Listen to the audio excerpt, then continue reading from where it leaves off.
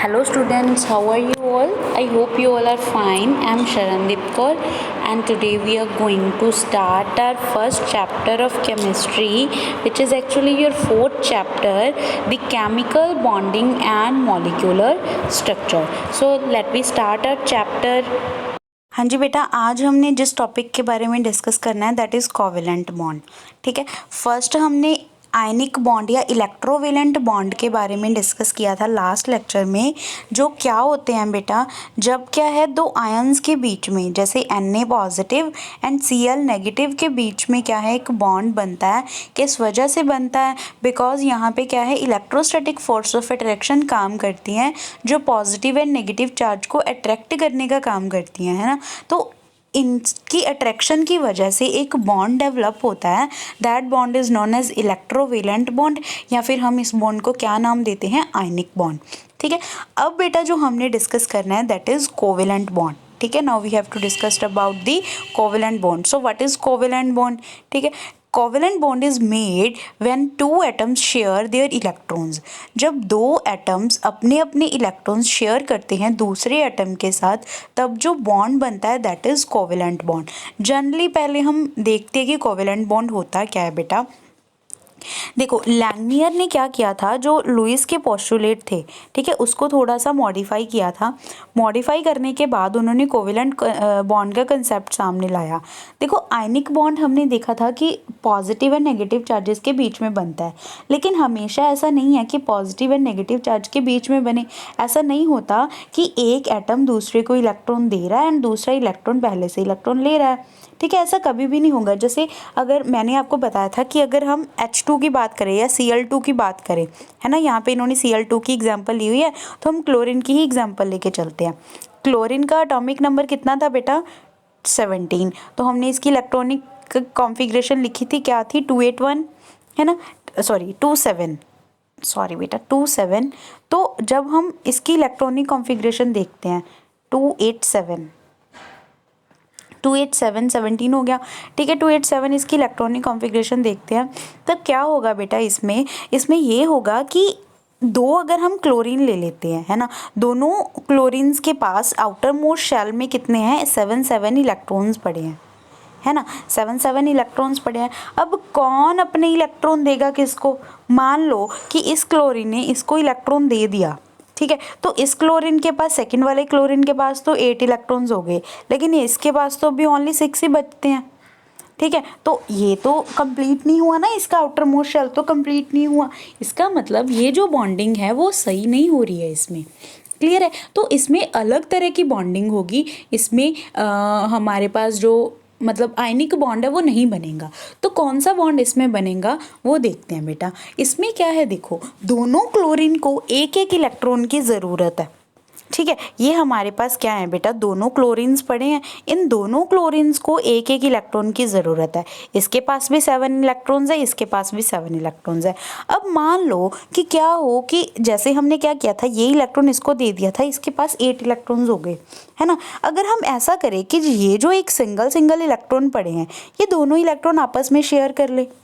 जब इस क्लोरीन को 8 इलेक्ट्रॉन की ज़रूरत है ना, तब ये इसको दे देगा। जब इसको 8 इलेक्ट्रॉन की ज़रूरत है तो ये इसको दे देगा। ठीक है, तो क्या है यहाँ पे इसके 6 इलेक्ट्रॉन्स तो इसके पास हैं। जो ये अनपेयर्ड इलेक्ट्रॉन है ये क्या कर लेता है, पेयरिंग कर लेता है। पेयरिंग करके ये जो दोनों इलेक्ट्रॉन्स होंगे ये फर्स्ट वाले क्लोरीन के हिस्से भी आ रहे हैं, दूसरे वाले क्लोरीन के हिस्से भी आ रहे हैं। ठीक है, तो इसमें क्या किया कि दोनों इलेक्ट्रॉन ने, जो अनपेयर्ड इलेक्ट्रॉन थे, उनको क्या कर लिया, शेयरिंग कर लिया। ठीक है, उनको शेयर कर लिया। जब शेयरिंग होती है, शेयरिंग होने से अब इसके पास भी 8 पूरे हो गए, इसके पास भी 8 पूरे हो गए, है ना। मतलब हमारे पास जो हमें आउटर मोस्ट शेल कंप्लीट चाहिए था वो कंप्लीट हो गया ना आफ्टर शेयरिंग। तो ये क्या करेंगे बेटा, दोनों ही क्लोरीन्स क्या करेंगे, इलेक्ट्रॉन्स को शेयर कर लेंगे। शेयरिंग जब होती है, शेयरिंग के कारण जो बॉन्ड बनता है that bond is known as the covalent bond. Clear हुआ बेटा, कोवेलेंट बॉन्ड क्या होता है? जब दो क्लोरीन एटम्स क्या करते हैं, मान लो कोई भी दो एटम्स अगर दोनों के पास एक एक इलेक्ट्रॉन की कमी है, ठीक है, तो दोनों क्या कर लेंगे, शेयर कर लेंगे अपने इलेक्ट्रॉन। जो उन्होंने इलेक्ट्रॉन शेयर कर लिए, शेयर करने के बाद जो बॉन्ड बना that is known as covalent bond. Clear है बच्चों कोवेलेंट बॉन्ड क्या होता है। अब इसके अलावा और भी बहुत सारे एटम्स है जो कोवेलेंट बॉन्ड बनाएंगे, ठीक है। इसको हम रिप्रेजेंटेशन करते हैं इलेक्ट्रॉन डॉट स्ट्रक्चर से, मतलब जो लुईस ने स्ट्रक्चर्स दी थी, इलेक्ट्रॉन डॉट स्ट्रक्चर्स दी थी, उनसे ही हम इसको रिप्रेजेंट कर लेते हैं। ये तो हमने इन मतलब मॉलिक्यूल के बारे में किया, 2 क्लोरीन मॉलिक्यूल के बारे में किया। अगर मान लो हम वाटर के लिए करें तब भी हमारे पास ये हो जाएगा, है ना। CH4 के लिए करें तब भी, मतलब हर एक मॉलिक्यूल जिसमें कोवेलेंट बॉन्ड बन रहा है, जिसमें शेयरिंग हो रही है, उनके बारे में थोड़ा थोड़ा हम देख लेते हैं, ठीक है। इससे पहले बेटा क्या है, कुछ इंपॉर्टेंट कंडीशंस है जो हमें फॉलो करनी पड़ेंगी जब भी हमने ये स्ट्रक्चर लुईस डॉट स्ट्रक्चर बनानी है फॉर अ कोवेलेंट बॉन्ड। मतलब लुईस डॉट स्ट्रक्चर से जब हमने कोवेलेंट बॉन्ड को दिखाना है तब हमें कुछ कंडीशंस का ध्यान रखना पड़ेगा। कौन कौन सी कंडीशंस वो होंगी। फर्स्ट कंडीशन क्या है, each bond is formed as a result of sharing of an electron pair between the atoms. जब भी बॉन्ड बनेगा, कोवेलेंट बॉन्ड बनेगा, कैसे बनेगा कि जो इलेक्ट्रॉन पेयर है, जब इलेक्ट्रॉन पेयर बन जाएगा शेयरिंग के बाद, जैसे क्लोरीन, दोनों क्लोरीन ने एक एक इलेक्ट्रॉन शेयर किया, दोनों इलेक्ट्रॉन का एक एक इलेक्ट्रॉन कंट्रीब्यूट कर रहा है बॉन्ड बनाने के लिए, है ना। तो 2 बॉन्ड जब शेयर हो जाए, शेयरिंग जो करेगा इलेक्ट्रॉन पेयर को करेगा, जब इलेक्ट्रॉन पेयर शेयर्ड होंगे तभी हमारे पास क्या है, बॉन्ड बनेगा। क्लियर है। अब आगे हमारा नेक्स्ट पॉइंट क्या है, each combining atom contributes at least 1 electron to the shared pair.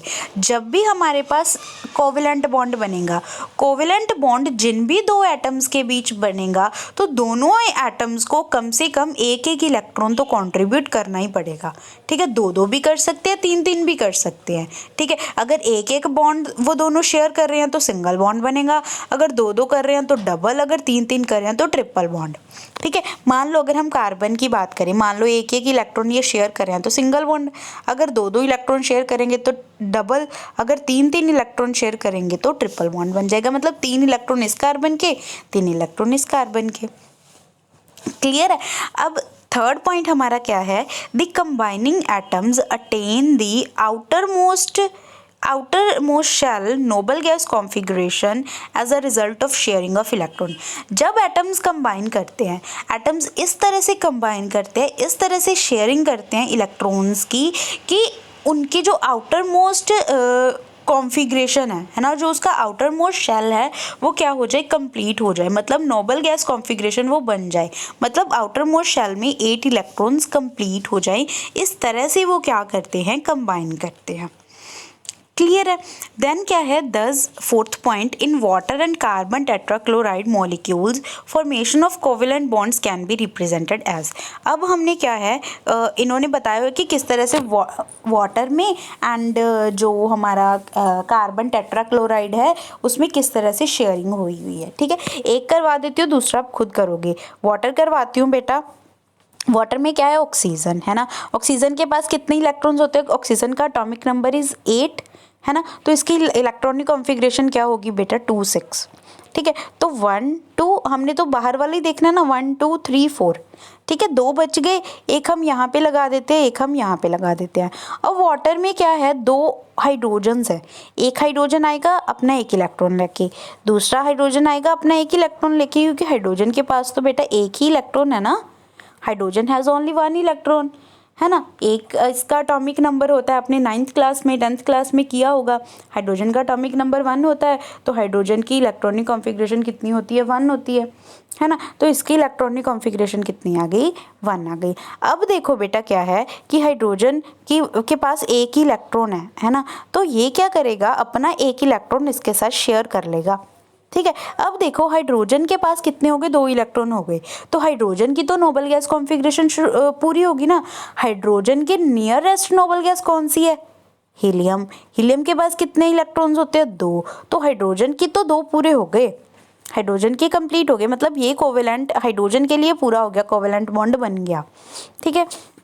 Similarly इस हाइड्रोजन के लिए भी क्या हो जाएंगे, 2 इलेक्ट्रॉन्स पूरे हो जाएंगे, है ना। अब टोटल ऑक्सीजन के पास देखो कितने इलेक्ट्रॉन हो गए, 1 2 3 4 5 6 7 एंड 8 इलेक्ट्रॉन्स हो गए ना बेटा। तो इसका मतलब ऑक्सीजन के पास, ऑक्सीजन की भी इलेक्ट्रॉनिक कॉन्फ़िगरेशन हो गई पूरी। ठीक है, समझ में आया। ऑक्सीजन के पास भी 8 इलेक्ट्रॉन पूरे हो गए एंड हाइड्रोजन के पास भी 2 इलेक्ट्रॉन्स पूरे हो गए। इसका मतलब हाइड्रोजन की नोबल गैस कॉन्फ़िगरेशन भी पूरी हो गई एंड ऑक्सीजन की भी पूरी हो गई। क्लियर है बच्चों, समझ में आया। तो हमारे पास क्या बन गया, वाटर मॉलिक्यूल बन गया। इसका मतलब वाटर मॉलिक्यूल में कितने बॉन्ड्स बन रहे हैं, कोवेलेंट बॉन्ड 2 बन रहे हैं। डबल बॉन्ड एंड 2 बॉन्ड्स बनने में डिफरेंस है। डबल बॉन्ड तो क्या होता है, सेम ही एटम्स के बीच में 2 बॉन्ड बनने। अब क्या है, यहाँ पे अलग अलग हाइड्रोजन एटम के बीच में बन रहे हैं ना। ऑक्सीजन पहले इस हाइड्रोजन के साथ बना रहा है, फिर ऑक्सीजन इस हाइड्रोजन के साथ बना रहा है, तो 2 बॉन्ड बन रहे हैं। एक मतलब इस तरह से हाइड्रोजन एक ऑक्सीजन के साथ बनाएगा, फिर दूसरी हाइड्रोजन के साथ बनाएगा ऑक्सीजन। ठीक है, इस तरह से हमारे पास वाटर मॉलिक्यूल में 2 कोवेलेंट बॉन्ड्स बन जाते हैं। अब आप बेटा क्या करना है, CCl4 के लिए बना के देखना। 1 कार्बन है, 4 क्लोरीन्स है। ठीक है, इसके साथ क्या होगा, कार्बन 4 बॉन्ड बनाएगी विद 4 क्लोरीन्स। ठीक है, बना के देखना, अगर कोई भी कंफ्यूजन हुई तो I am there for you always.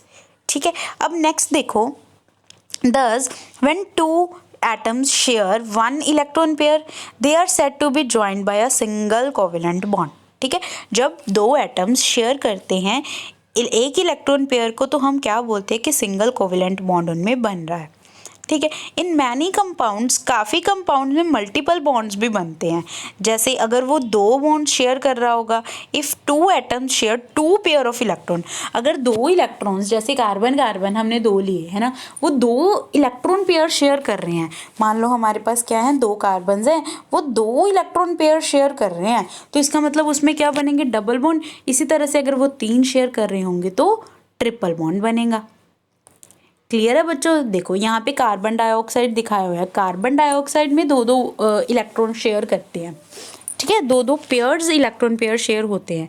देखो बेटा कैसे, जैसे मान लो हमारे पास कार्बन है, कार्बन के पास क्या होते हैं, 4 इलेक्ट्रॉन्स होते हैं। मान लो हमने 4 इलेक्ट्रॉन इस तरह से ड्रॉ कर लिए। अब आया ऑक्सीजन, ऑक्सीजन के पास कितने होते हैं, 6 इलेक्ट्रॉन्स होते हैं। मान लो हमने ऑक्सीजन के इलेक्ट्रॉन्स जैसे हमने पहले ड्रॉ किए थे वैसे ही हमने ड्रॉ कर लिए। इधर भी ऑक्सीजन कि हमने पहले जैसे ही ड्रॉ कर लिए। ठीक है, अब देखो बेटा क्या होगा, अब ये होगा कि ये वाला जो कार्बन है इसके साथ शेयर कर लेगा, ये इसके साथ शेयर कर लेगा। अब ऑक्सीजन के टोटल देखो कितने हो गए इलेक्ट्रॉन, 1 2 3 4 5 6 एंड 7। एक इलेक्ट्रॉन इसको और चाहिए। ठीक है, सिमिलरली इस ऑक्सीजन के भी 7 हो जाएंगे। अगर हम कार्बन के गिने तो 1 2 3 4 5 एंड 6, इसके पास 6 है, इसको 2 और चाहिए। तो ये बेटा रीअरेंजमेंट कर लेगा। किस तरह से रीअरेंजमेंट ये करेगा, अपने जो ये वाले इलेक्ट्रॉन्स है ना इसको हटा देगा, इधर से ऑक्सीजन इस वाले इलेक्ट्रॉन्स को हटा देगा। तो अब हमने क्या करना है, ऑक्सीजन के पास 1 इलेक्ट्रॉन लेके आना है। 1 मिनट रुक जाओ, ऑक्सीजन के पास 1 इलेक्ट्रॉन की ज़रूरत है ना, एंड कार्बन के पास 2 इलेक्ट्रॉन। तो 1 इलेक्ट्रॉन कार्बन का हमने इधर लगा दिया, 1 इलेक्ट्रॉन इधर लगा दिया। सिमिलरली ऑक्सीजन का 1 इलेक्ट्रॉन यहाँ पे लगा दिया, इस ऑक्सीजन का यहाँ पे लगा दिया। अब ये 2 इलेक्ट्रॉन पेयर शेयर करेंगे। जब 2 इलेक्ट्रॉन पेयर शेयर करेंगे तो हमारे पास डबल बॉन्ड बन गए। ठीक है, टोटल बॉन्ड कार्बन डाइऑक्साइड में कितने बन रहे हैं, 4, लेकिन कौन कौन से बॉन्ड बने, डबल बॉन्ड बन रहे हैं। क्लियर है, ये डबल बॉन्ड बन रहा है कार्बन डाइऑक्साइड मॉलिक्यूल में। आपको बेटा एग्जाम में कार्बन डाइऑक्साइड की स्ट्रक्चर बनाना भी आ सकता है कि कार्बन डाइऑक्साइड की स्ट्रक्चर किस तरह से बनती है, एक्सप्लेन करो। ठीक है, ये जो बनाया ये C2H4 मॉलिक्यूल की डायग्राम बनाई हुई है बेटा, इसको भी आप एक बार ड्रॉ करके देखना, आपको पता चल जाएगा। इस तरह से बनेगी, मतलब कार्बन कार्बन आपस में डबल बॉन्ड कर रहे हैं, शेयर कर रहे हैं। ठीक है, लेकिन कार्बन हाइड्रोजन के साथ हमेशा सिंगल बॉन्ड बनाता है। क्यों, बिकॉज हाइड्रोजन की जो कैपेसिटी होती है वो ओनली 1 बॉन्ड बनाने की होती है, तो हाइड्रोजन ओनली क्या है, हमेशा सिंगल बॉन्ड बनाता है। ठीक है, when the combining atoms share 3 electron pair, तब उनके बीच में क्या बनेगा, ट्रिपल बॉन्ड बनेगा, जैसे नाइट्रोजन के बीच में बनता है। N2 में दोनों नाइट्रोजन्स क्या करती हैं, 3 इलेक्ट्रॉन्स शेयर करती हैं।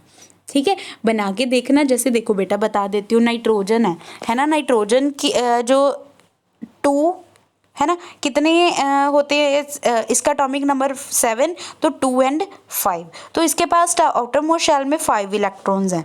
ठीक है, तो क्या करेंगे, ये 2 इलेक्ट्रॉन्स मान लो इधर आ गए, 2 इलेक्ट्रॉन इधर आ गए, अब 3 इलेक्ट्रॉन की ज़रूरत है, 1 2 3 1 2 3। बेटा अरेंजमेंट ये सोच के इस हिसाब से कर लेंगे कि इसकी 8 इलेक्ट्रॉन पूरे हो जाएं।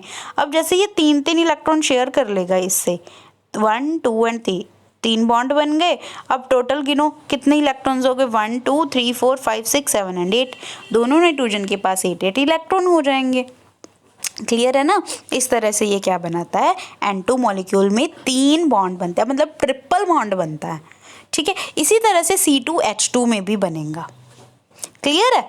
अगर हम CH4 में देखेंगे तो 4 बॉन्ड बनेंगे जो क्या होंगे, सिंगल बॉन्ड होंगे। अगर हम C2H4 में देखेंगे तो क्या होगा, कार्बन कार्बन के बीच में डबल बॉन्ड बनेगा। ठीक है, अगर हम C2H2 में देख रहे हैं तो क्या होगा, C2H2 में देख रहे हैं तो क्या होगा बेटा, कार्बन कार्बन के बीच में ट्रिपल बॉन्ड बनेगा। क्लियर है। इस तरह से हमारे पास बॉन्ड की फॉर्मेशन होती है। क्लियर है बच्चों। नेक्स्ट जो है that is Lewis representation of simple molecules. Simple molecules की लुईस रिप्रेजेंटेशन किस तरह से करनी है, जैसे हमने लुईस रिप्रेजेंटेशन अभी की, काफ़ी मॉलिक्यूल्स की कर ली, जैसे क्लोरीन H2 की वाटर की CCl4 है ना, कार्बन डाइऑक्साइड, काफ़ी सारे मॉलिक्यूल्स की अब हम कर चुके हैं, है ना। लेकिन इसके अलावा अगर हमारे पास कोई और मॉलिक्यूल्स हों, है ना, उनके लिए थोड़े से ना बेटा हमें लॉज को फॉलो करना पड़ता है ना, या थोड़े से स्टेप्स को फॉलो करना पड़ता है कि किस किस तरह से हमने मॉलिक्यूल्स की स्ट्रक्चर बनानी है। ठीक है, देखो the Lewis dot structures provide a picture of bonding in molecules and ions in terms of shared pair of electrons and the octet rule. जो लुईस डॉट स्ट्रक्चर है वो क्या चीज़ रिप्रेजेंट करती है, एक जो बॉन्डिंग हो रही है ना किसी भी मॉलिक्यूल के बीच में या आयंस के बीच में, है ना, उन मॉलिक्यूल्स की पिक्चर, मतलब बॉन्डिंग की एक पिक्चर हमें ड्रॉ करके दे देती है कि इस तरीके से हमारे पास मॉलिक्यूल की स्ट्रक्चर बन जाएगी आफ्टर द बॉन्डिंग। ठीक है, तो ये किस चीज़ को मतलब लेके चलती है अपने साथ, किस चीज़ का इफेक्ट शो करती है। एक तो ऑक्टेट रूल इसने पूरा करना होता है ना। सेकंड चीज़ इसने क्या करना होता है बेटा, इलेक्ट्रॉन्स की शेयरिंग करवानी होती है। या तो कंप्लीट ट्रांसफ़र हो जाएगा, अगर कंप्लीट ट्रांसफ़र होता है तो आयनिक बॉन्ड बनेगा, अगर शेयरिंग होती है इलेक्ट्रॉन्स की तो क्या बनता है बेटा, कोवेलेंट बॉन्ड बनता है। क्लियर है। तो हम सारे क्या है पॉइंट्स एक बार ही डिस्कस कर लेते हैं। फर्स्ट पॉइंट क्या है, the total number of electrons required for writing the structures are obtained by adding the valence electron of the combining atoms. ठीक है, मतलब अगर हमने टोटल इलेक्ट्रॉन्स देखने हो कि टोटल इलेक्ट्रॉन्स कितने होंगे, तो हम जितने भी हमारे एटम्स हैं उनके वैलेंस इलेक्ट्रॉन को ऐड कर लेंगे। मान लो अगर हमने CH4 की स्ट्रक्चर बनानी है, CH4 की स्ट्रक्चर बनानी है तो इसमें कितने इलेक्ट्रॉन्स इन्वॉल्व होने चाहिए इस स्ट्रक्चर में, वो हम देख लेंगे। ठीक है, कितने इलेक्ट्रॉन्स इन्वॉल्व होने चाहिए इसमें बताओ। देखो कार्बन के पास कितने इलेक्ट्रॉन्स होते हैं, 4 वैलेंस शेल में, है ना। हाइड्रोजन के पास 1 होता है, लेकिन हाइड्रोजन कितने हैं, 4, तो 4 + 4 कितने हो जाएंगे, 8। टोटल 8 इलेक्ट्रॉन्स की इसको क्या है बेटा, ज़रूरत है। तो 8 इलेक्ट्रॉन्स इसमें क्या हो जाएंगे, इन्वॉल्व हो जाएंगे। ठीक है, सेकंड पॉइंट क्या है, फॉर एनायंस, अगर हमारे पास क्या है आयंस प्रेजेंट है, for anions each negative charge would mean addition of 1 electron. अगर मान लो हम एनायन की बात कर रहे हैं, मान लो हमारे पास जैसे ये वाला है CO3 2 नेगेटिव। अब यहाँ पे अगर हमने टोटल इलेक्ट्रॉन्स देखने हैं तो कितने होंगे, देखो कार्बन के पास कितने इलेक्ट्रॉन्स होते हैं, कितने इलेक्ट्रॉन्स होते हैं आउटर मोस्ट शेल में, 4। एक ऑक्सीजन के पास कितने होते हैं बताओ बेटा, एक ऑक्सीजन के पास कितने होते हैं इलेक्ट्रॉन्स, एक ऑक्सीजन के पास आउटर मोस्ट शेल में 6 इलेक्ट्रॉन्स होते हैं, तो 3 में कितने होंगे, 3 × 6 मतलब 18। ठीक है, 18 + 4 = 22। ठीक है, लेकिन यहाँ पे 2 नेगेटिव चार्ज है। 2 नेगेटिव चार्ज क्या शो करता है, जितना भी नेगेटिव चार्ज होगा उसका मतलब उतने इलेक्ट्रॉन्स हम उसमें ऐड करेंगे। इसका मतलब इसमें 2 और इलेक्ट्रॉन्स ऐड होंगे तो टोटल इलेक्ट्रॉन्स कितने हो जाएंगे, 24। क्लियर है ना। तो टोटल इलेक्ट्रॉन्स कितने हो जाएंगे 24। एंड अगर आपके पास पॉजिटिव चार्ज है, ठीक है, अगर आपके पास पॉजिटिव चार्ज है तो क्या होगा, जितना पॉजिटिव चार्ज होगा उतने आप माइनस कर दोगे। जैसे यहाँ पे 22 था, है ना, अगर मान लो किसी के 22 इलेक्ट्रॉन्स पूरे होते हैं एंड उस पर कोई भी चार्ज लगा है, मान लो 1 पॉजिटिव चार्ज लगा है, तो हम 1 माइनस कर देंगे इसमें, तो कितना आ जाएगा 21।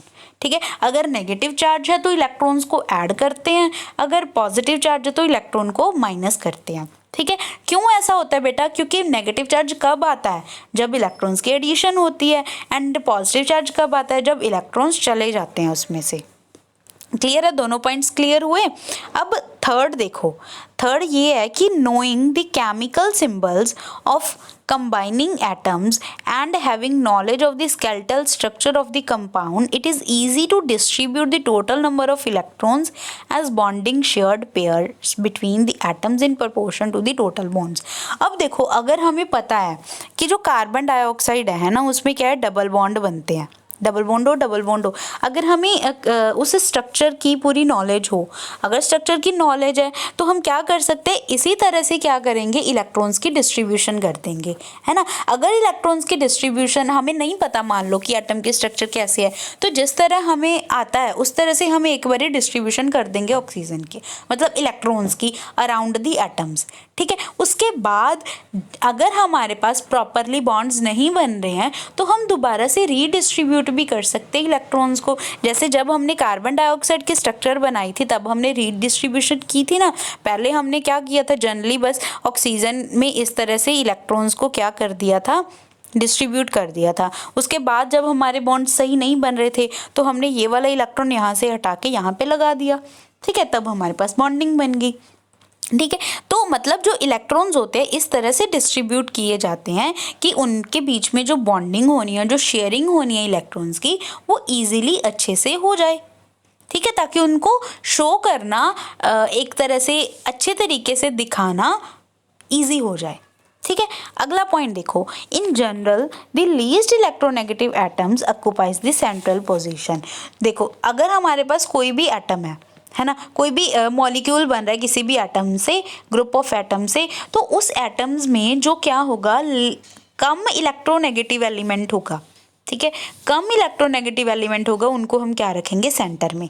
जैसे मान लो NF3 है ना, फ्लोरीन तो सबसे ज़्यादा इलेक्ट्रोनेगेटिव एलिमेंट होता है, नाइट्रोजन उससे कम होता है, तो नाइट्रोजन को सेंटर में रखेंगे एंड फ्लोरीन इसके आसपास होंगे।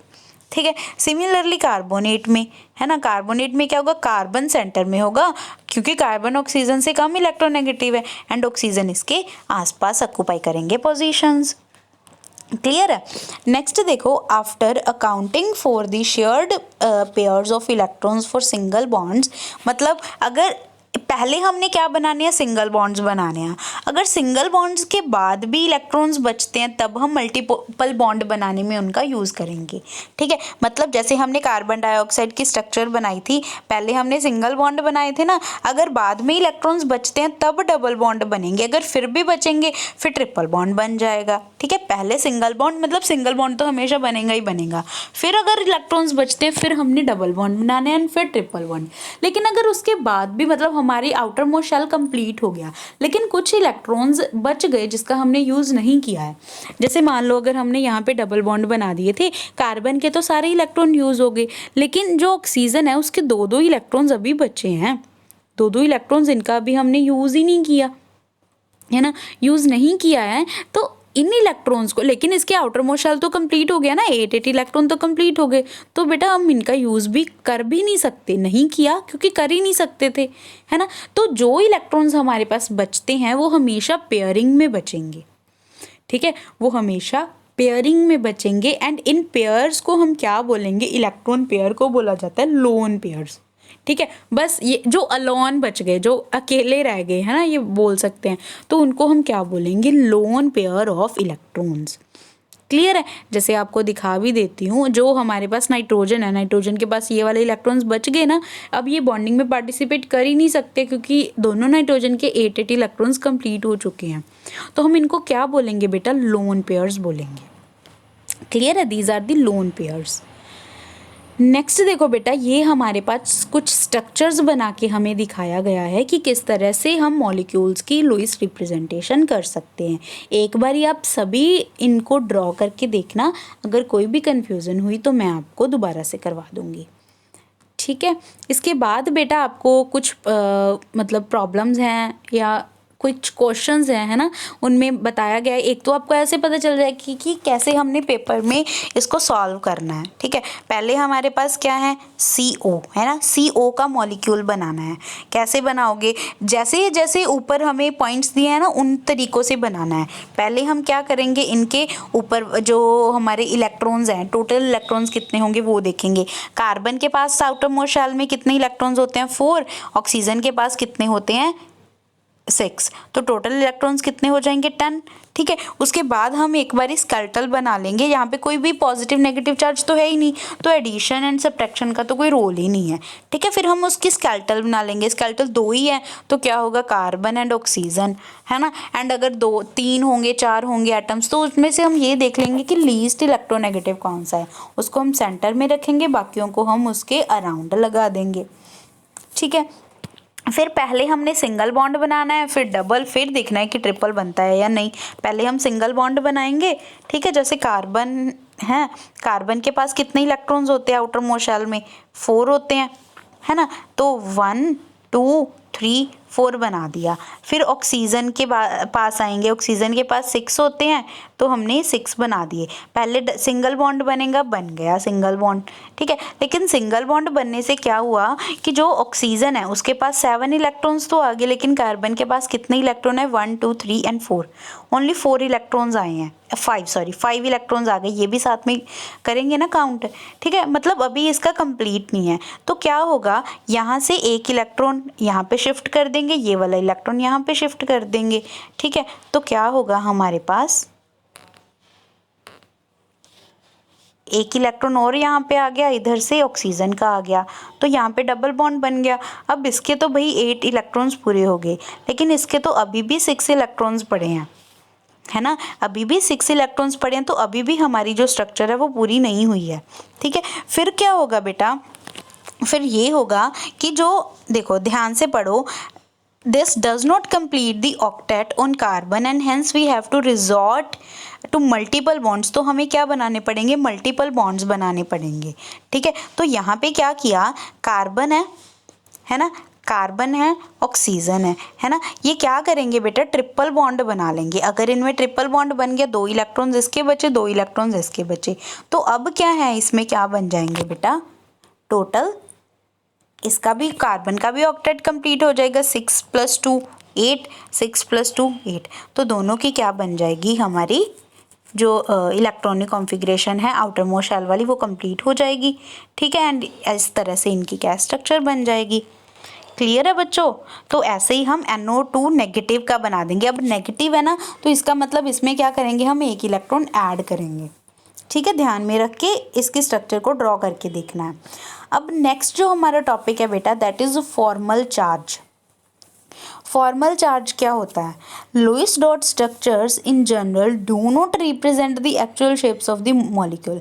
कई बार बेटा लुईस डॉट स्ट्रक्चर्स जो है ना, ये पूरा हमें डाटा नहीं शो कर पाती हैं।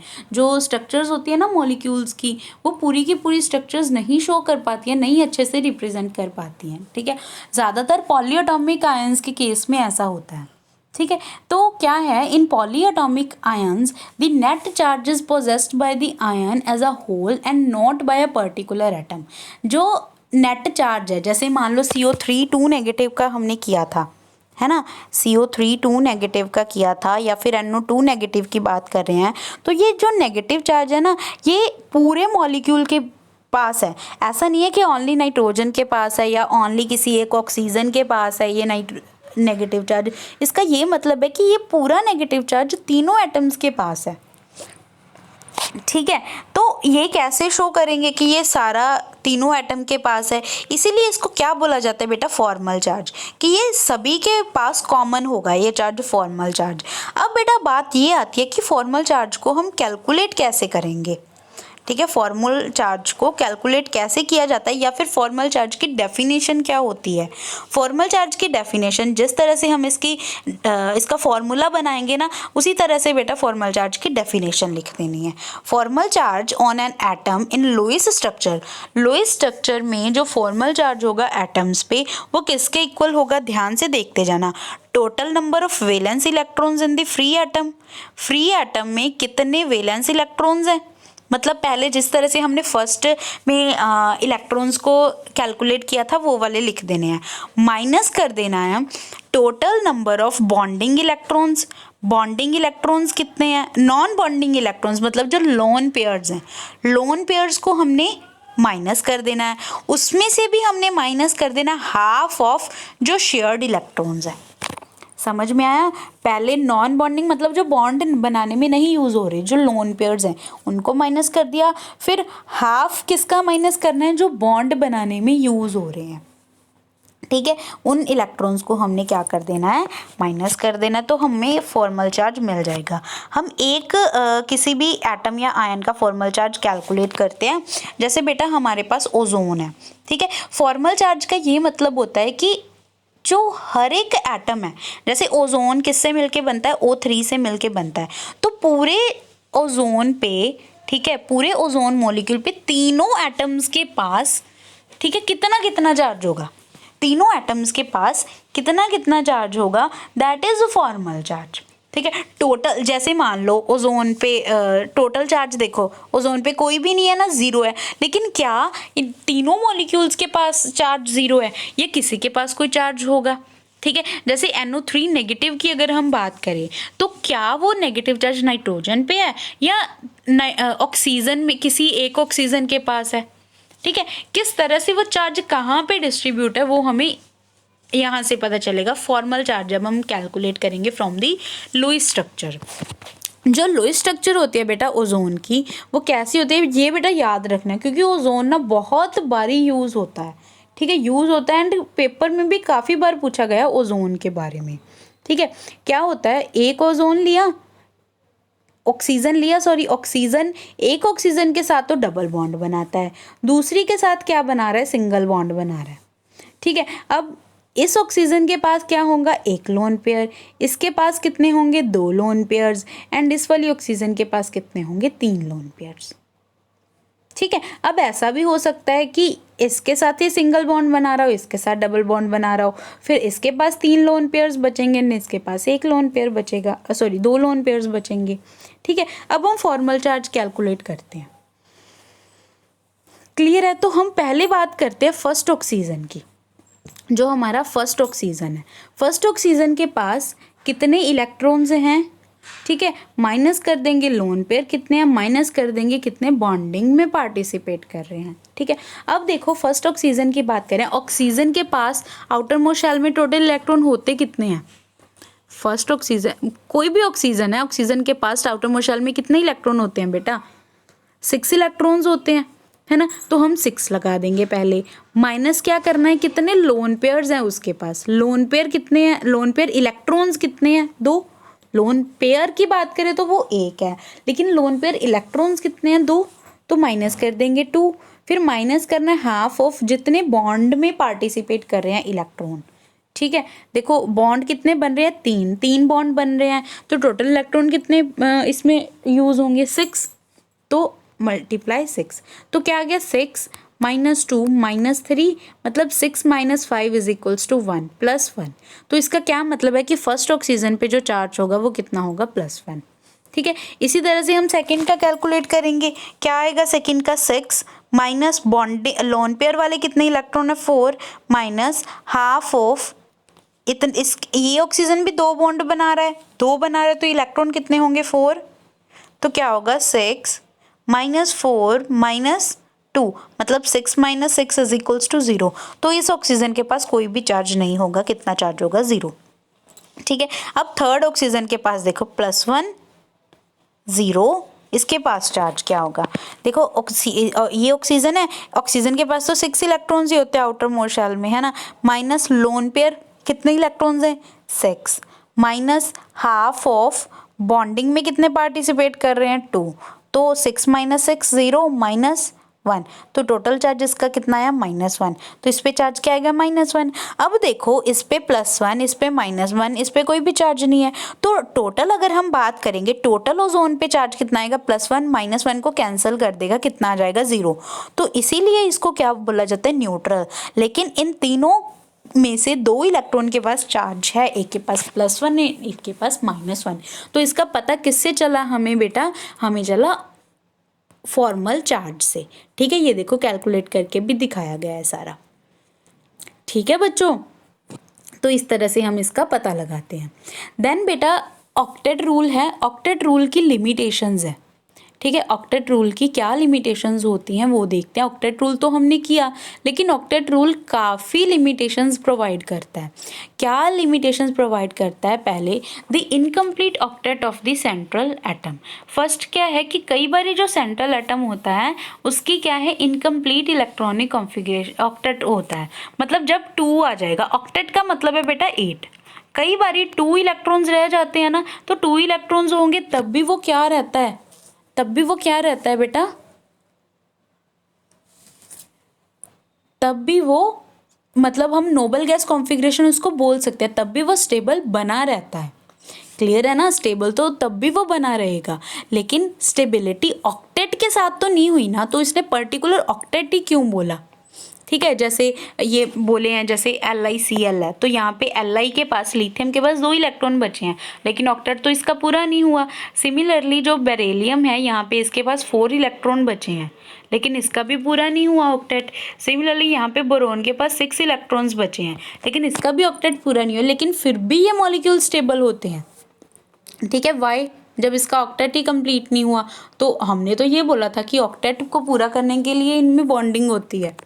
ठीक है, नेक्स्ट क्या है, ऑड इलेक्ट्रॉन मॉलिक्यूल। कई बारी बेटा ऐसे एटम्स भी हैं जिसमें ऑड नंबर ऑफ इलेक्ट्रॉन्स होंगे आउटर मोस्ट शेल में। ठीक है, लेकिन ऑक्टेट तो पेयरिंग में बोलता है, 8 बोलता है, या हमने पिछले एग्जांपल में देखा 2 हो गया, 4 हो गया, 6 हो गया, लेकिन ये ऑड नंबर पेयरिंग कैसे हुई। कुछ मॉलिक्यूल्स हैं जैसे नाइट्रोजन डाइऑक्साइड है, नाइट्रोजन ऑक्साइड है, इसमें क्या है बेटा, ऑड नंबर ऑफ इलेक्ट्रॉन्स आते हैं। ठीक है, जैसे देखो इस इलेक्ट्रॉन में कितने आ गए, इस वाले नाइट्रोजन में कितने आ गए, देखो एक ऑड इलेक्ट्रॉन पड़ा है ना नीचे यहाँ पे, एंड यहाँ पे भी इस नाइट्रोजन के पास ऑड इलेक्ट्रॉन पड़ा है। तो ये ऑड इलेक्ट्रॉन जो है ये क्या, कहाँ से आया, कहाँ से कंसेप्ट आया, ये नहीं पता। मतलब ऑक्टेट रूल ने तो कुछ भी नहीं बताया इसके बारे में। ठीक है, फिर एक्सपेंडेड ऑक्टेट, ये तो हमने ऑक्टेट की कमियां देखी। अब ऑक्टेट बढ़ चढ़ के भी आ सकता है, जैसे PF5 की अगर हम बात करें, तो PF अगर ये सिंगल सिंगल बॉन्ड भी बना रहे होंगे तो टोटल तो 10 इलेक्ट्रॉन यूज हो गए ना बॉन्ड बनाने के लिए। SF6 है, अगर ये सिंगल सिंगल बॉन्ड भी बना रहे होंगे तो इसमें कितने इलेक्ट्रॉन्स इन्वॉल्व होंगे, 12 इलेक्ट्रॉन्स इन्वॉल्व होंगे। तो इसमें तो ऑक्टेट इंक्रीज हो गया ना, हम तो 8 की बात कर रहे थे, यहाँ पे तो 10-12 आ गया। ठीक है, यहाँ पे तो 10-12 आ गया। तो इसका क्या मतलब है कि ये भी वो नहीं बता सका, मतलब ऑक्टेट रूल को बनाने वाला ये नहीं बता सका कि ऑक्टेट रूल जो उसने बनाया वो किस बेसिस पे बनाया। जब ये PF5 SF6 ये भी क्या होते हैं बच्चों, स्टेबल होते हैं। स्टेबल होने के बावजूद भी मतलब बट ये ऑक्टेट रूल नहीं फॉलो करते। ठीक है, फिर कैसे स्टेबल हो गए। ठीक है, कुछ और भी इसमें कमियां हैं बेटा, वो देखना कि हम बोलते हैं कि नोबल गैस इलेक्ट्रॉनिक कॉन्फ़िगरेशन को क्या करना है, उन्होंने एक्वायर करना है, लेकिन कई नोबल गैसेस ऐसी भी हैं जो खुद भी बॉन्ड बना रही हैं। इसका मतलब क्या, नोबल गैसेस खुद भी स्टेबल हैं, जैसे ज़ेनॉन हो गया, क्रिप्टॉन हो गया, ये भी बॉन्ड बना रही हैं। तो अगर नोबल गैसेस हैं, हमने तो सारे एटम्स को बोला कि आप नोबल गैसेस की तरह बिहेव करो, चाहे किसी के साथ बॉन्ड बनाओ, कैसे भी करो, नोबल गैसेस की तरह बिहेव करो। तो वो तो noble gas electronic configuration acquire करने का ट्राई करने लगे। फिर बाद में जो हमारी नोबल गैसेस है ये भी बॉन्ड बना रही हैं। तो इसका क्या मतलब कि नोबल गैस को बॉन्ड बनाने की ज़रूरत इसीलिए पड़ी कि वो स्टेबल नहीं है। अगर वो स्टेबल नहीं है तो फिर बाकी क्यों इनके जैसा बिहेव कर रहे हैं, क्योंकि ये तो किसी और की तरह बिहेव कर रहे हैं। समझ में आया। देन क्या है, this theory does not account for the shape of the molecules. इन्होंने स्ट्रक्चर तो बता दी लेकिन शेप के बारे में कुछ भी नहीं बताया। ठीक है। थर्ड क्या है, it does not explain the relative stability of the molecules being totally silent about the energy of the molecule. मतलब इन्होंने रिलेटिव स्टेबिलिटी मतलब एनर्जी के बारे में कुछ नहीं बताया, या अगर हम दो मॉलिक्यूल्स का कंपैरिजन करें तो उनके बीच में कौन सा ज़्यादा स्टेबल है कौन सा कम स्टेबल है, इसके बारे में इसने कुछ भी नहीं बताया था। ठीक है, तो इसके लिए ही हम क्या करते हैं फिर, एनर्जीज के रिगार्डिंग और रूल्स आए थे, जैसे वेस्पर थ्योरी आई थी। ठीक है, उनके बारे में फिर हम नेक्स्ट देखते हैं। ठीक है, इसके बाद बेटा आयनिक बॉन्ड है। एक बार ही आयनिक बॉन्ड को आप रीड करना, क्योंकि आयनिक बॉन्ड हम काफ़ी हद तक पढ़ चुके हैं। ठीक है, एक बार ही आप रीड करना, जो भी चीज़ें समझाने वाली होंगी I will try to make sure कि मैं अगले टॉपिक में आपको करवा दूँ। ठीक है, अगले लेक्चर में आपको करवा दूँ। ओके बेटा, सो आज के लिए इतना बहुत है। तो so thank you and have a nice day.